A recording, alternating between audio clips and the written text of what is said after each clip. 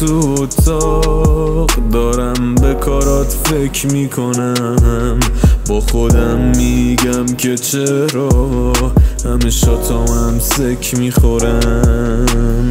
این همه من پات موندم که خودتو از چشم اندازی، من این همه واسط خوندم تو نمیرقصیدی با هر سازی.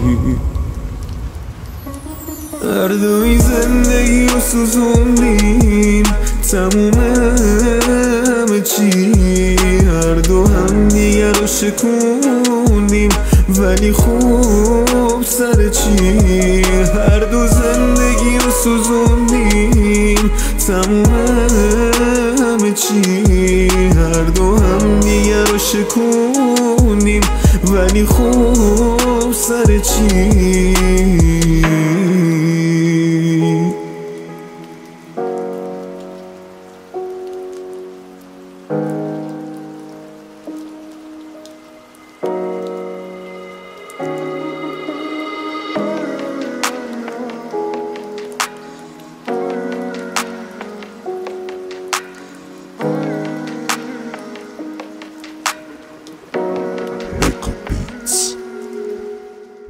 من زنده نیستم چون ندارم زندگی، من توی جمع عادی نیستم چون ندارم حال هیچ کس.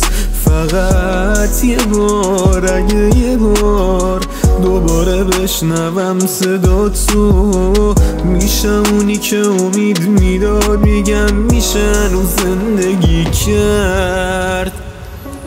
هر دوی زندگی رو سوزوندیم، تموم همه چی، هر دو هم دیگر رو شکوندیم، ولی خوب سر چی؟